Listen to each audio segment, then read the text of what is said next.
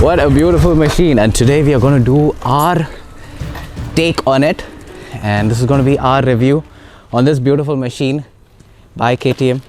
We have the orange colored version. This belongs to Edwin, and please follow him on Instagram. And thank you, Edwin, for lending us this bike, for doing this review for you guys. You know what, Srujan is very busy. I'm supposed to do this vlog along with Srujan, but I'm doing it all by myself. We have just a point and shoot camera. We'll just talk about the bike for now, and then we will go and do a proper review of it. So all of you guys actually know about this bike. It's been in the market for some time. I know we are late to late for the review for this one, but it was very required because it is honestly one of the best motorcycles in its class. And the amount of features this bike offers, you'll be surprised to understand or know that not a lot of premium bikes which cost above 10 lakhs have these kind of features, and this one throws all those in the kitty for a price of approximately 3 lakh rupees. So behold the one, the only KTM Adventure 390. I always keep saying, motorcycles are not all about the horsepower and the torque figures. Again, the specs for you guys who are interested makes about 42 odd horsepower, about 37 newton meters of torque, and it's a single cylinder motorcycle. It looks beautiful, doesn't it? And I really like this bike. I'll give you a heads up, I like this bike more than the BMW GS 310R, the baby GS of the BMW group. I prefer this bike over that. There are a few bits where that bike is better than this, and we'll talk about it on the road.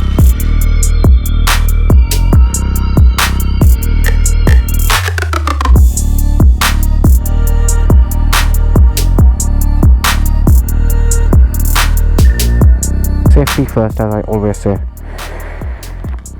So my safety gear for the day: helmet, gloves as you see, wearing a leather jacket, and shoes. I would say this is bare minimum. This is the least amount of safety gear you can ride with. Let's first talk about the bads of this bike. And again, I'll do 5 things about the bad and 5 things which are good about this machine. The first bad bit, as we've already discussed, is the capabilities of this bike. It is a soft roader, again, because of the wheels which it doesn't even have an option of spoke wheels, and it's only these alloys or mags, whatever you want to call them. So because of that, you cannot go heavy off-roading, and that is only, again, the last video which I made, where I was actually standing on the Africa Twin, telling you guys that it's quite easy to stand and ride in an adventure bike. This one is actually very difficult to ride. I'm particularly not a very tall rider.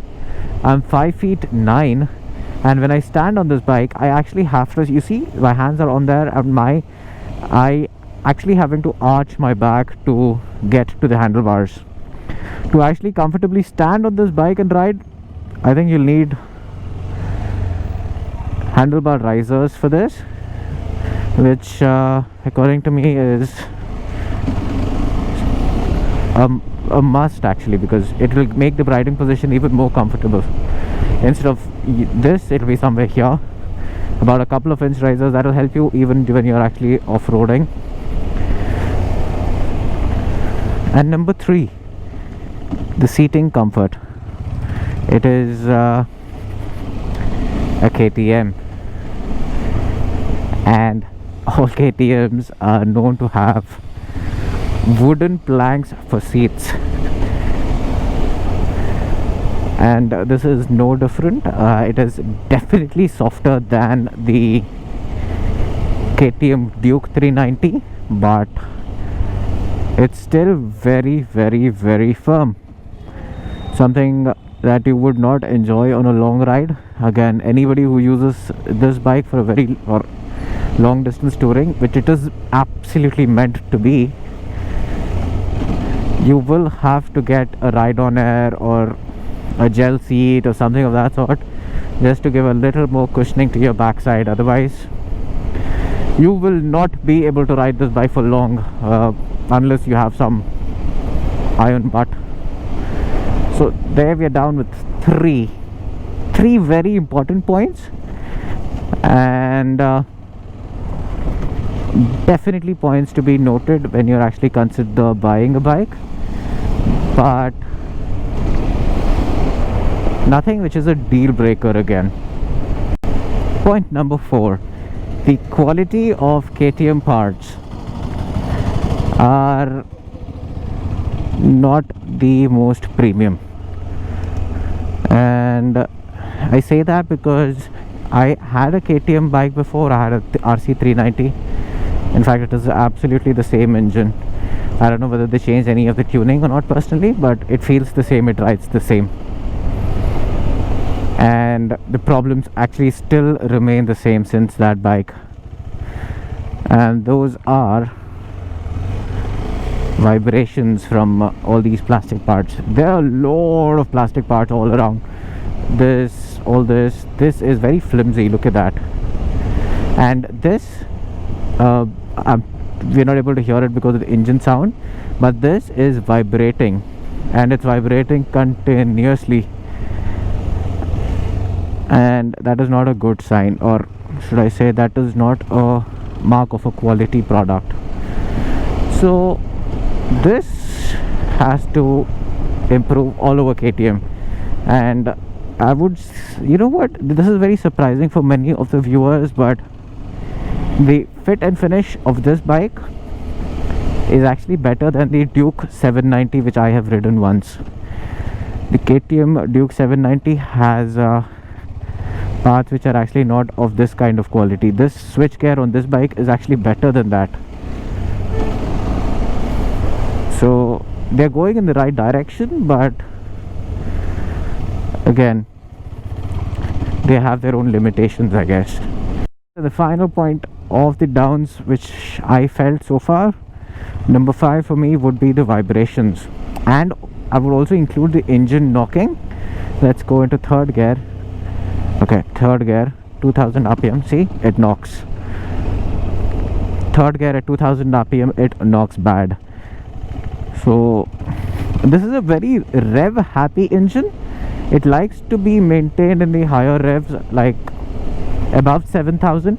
That again makes it a point that it doesn't like the off-road machines generally have torque lower down, and this one likes to be revved. It likes to be revved, it skins off, and the higher the revs it's maintaining, the happier the engine is. So, and again, the signature of every single cylinder bike, the vibrations are high, and so there's a little bit of vibration in your pegs. You can feel it in the seat below you, you can feel it in the handlebars, you can feel it all around. So there's quite a lot of vibration in general on this bike. When you compare, again I'm comparing it to the BMW GS, so that's got a slightly more refined of an engine compared to this, but this is way more powerful than that.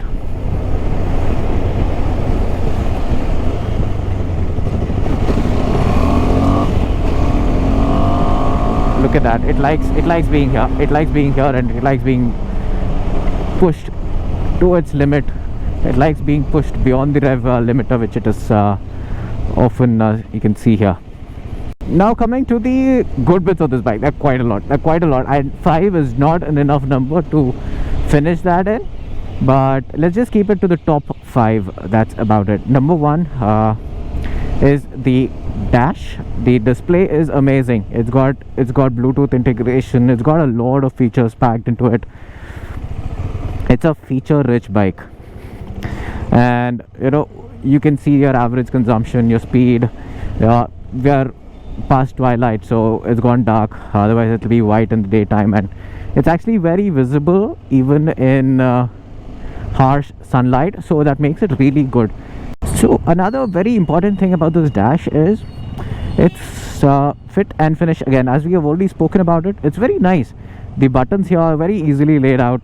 You can actually read everything very clearly. It's all well lit, and the amount of information provided is a lot. So for such a small bike, for this price point, I don't see anything more which is even expected from a customer, or which can be expected from a customer. This is beyond belief. This has more information than most of it's got. In fact, it's got a feature which my even Ducati doesn't have. My the phone, if you connect it, you can actually see your phone signal over here and the battery percentage of your phone, which is fabulous, and my Ducati doesn't have that. So kudos KTM. So that's one. And okay, number 2, ground clearance. And people who use this bike, I would recommend people who you take this bike, go for long distance tours. And in our country, unfortunately, we don't have good quality roads. Roads are like this at best at most of the situations. And if you're traveling in such conditions, you need a vehicle which has good ground clearance.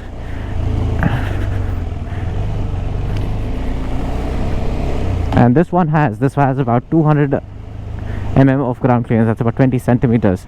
So that provides a good ample clearance when you are actually over any hurdles. So that's an absolute brilliant thing. Number 3, it's got a bi-directional quick shifter.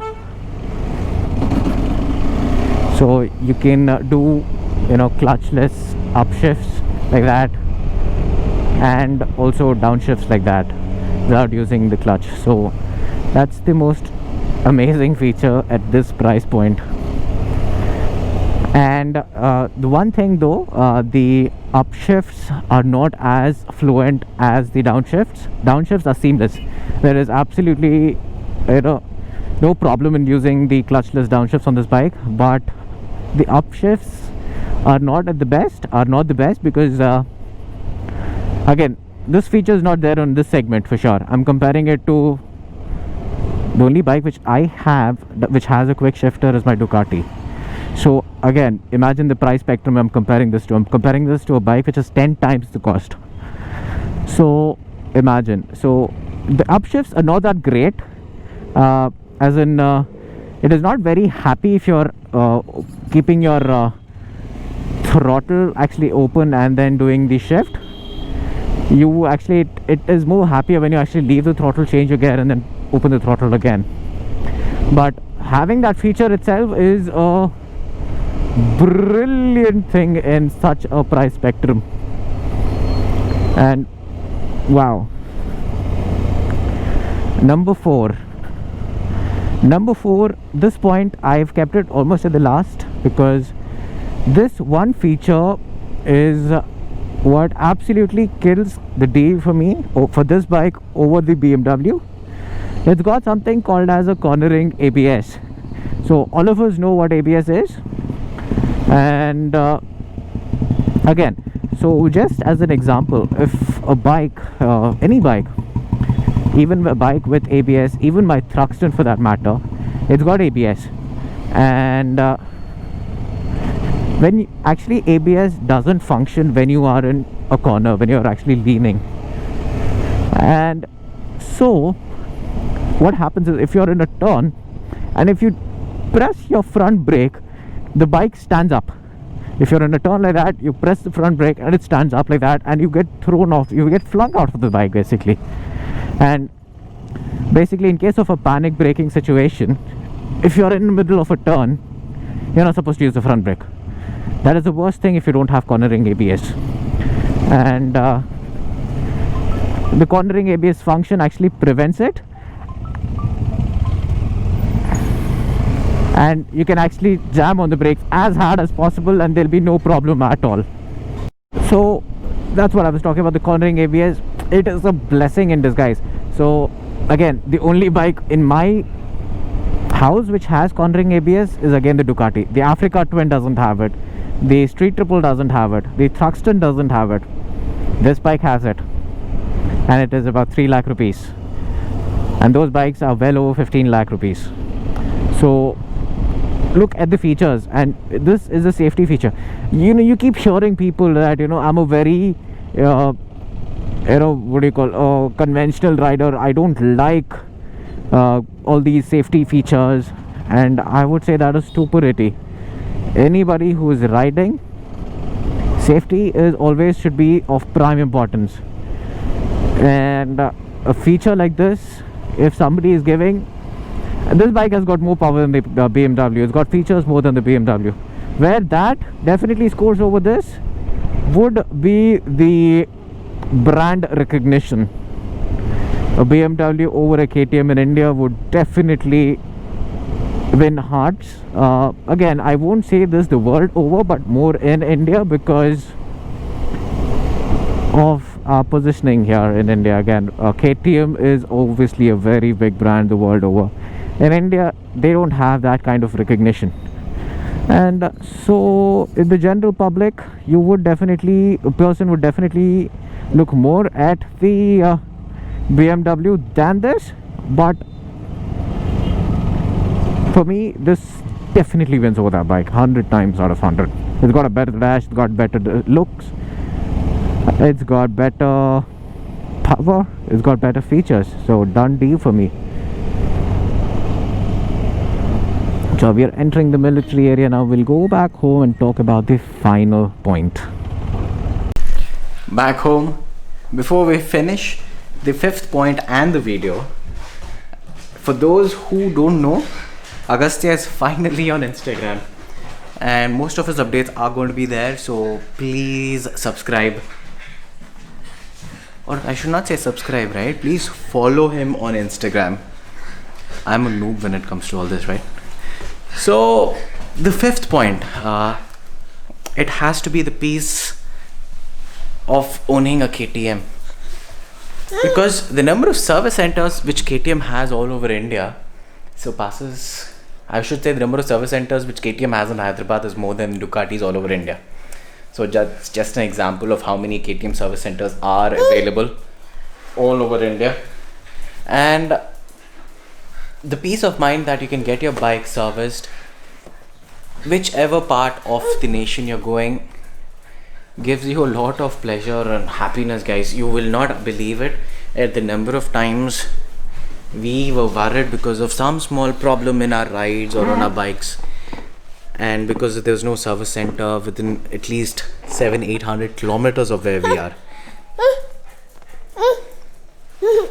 Oh, so for me, in the battle between the KTM Adventure 390 and the BMW GS 310, the hands down winner for me is gonna be the KTM, as I've already told you. And just to keep you guys excited, there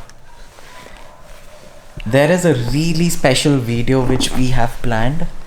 We are still hoping that it'll be done. We're trying to find. We're not saying bye, Aggie. You'll say bye in a bit. So we're trying to source a few things for that video. If all that is done, I think it'll be a very exciting video for you guys to watch out. And how did you guys like my take on the KTM 390 Adventure?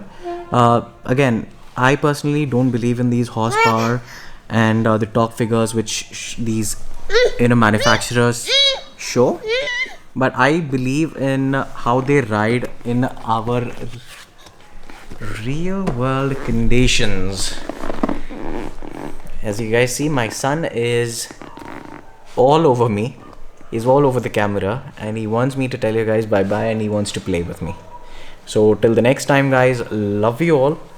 Have a wonderful Sankranti and we'll see you guys in the next video. Till then, bye. Take care. Time is 7:30. I just reached home. Sorry I couldn't be the part of the vlog. I was actually very much interested to do this.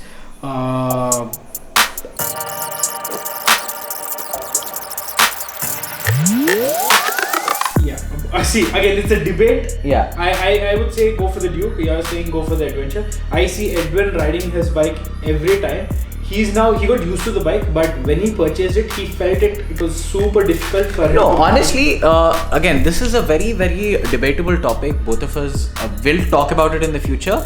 But these big bikes, let it be the Africa, let it be the 390 Adventure, let it be even the Himalayan for that matter. These bikes are very intimidating when you first look at them and be with them in person. It's only that experience. Yes. So we'll talk about that in another video. Okay. What say? Yeah, pretty much. So, we are also planning for good review videos in the near future. Probably I'll be there for the next video. Until then, peace guys. Bye.